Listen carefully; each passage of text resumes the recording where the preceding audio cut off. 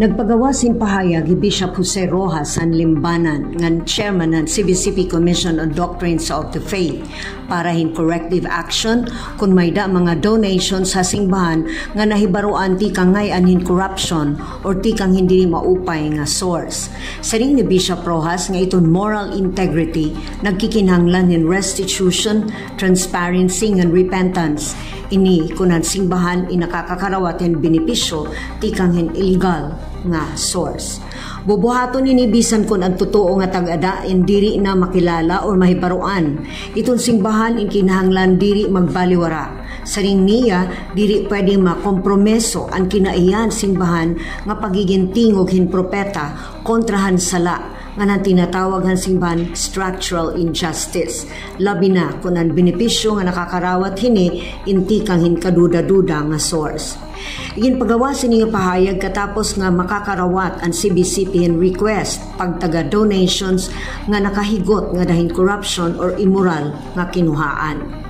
Ang nasabi nga request inabot habot nga handamo nga kontrobersya hin mga ginaaligan nga irregularidad han government flood control ngan infrastructure projects upo din in reports hin nagpapanunobra kamahal or overpriced nga kontrata hin mga proyekto upod hini and ghost projects.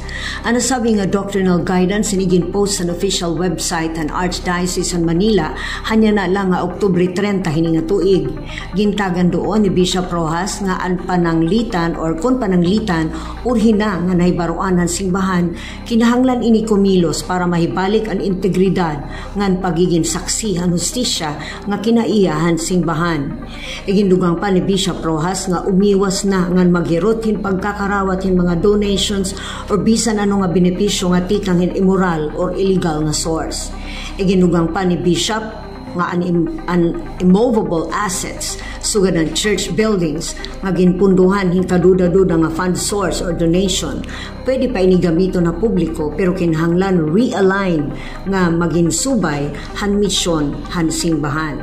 Iniin para mahibalik ang pagtapod han publiko ngan mabago ang kredibilidad nga nigin papahayag nga ang simbahan inagsisirbiha kamatuuran ngan hustisya.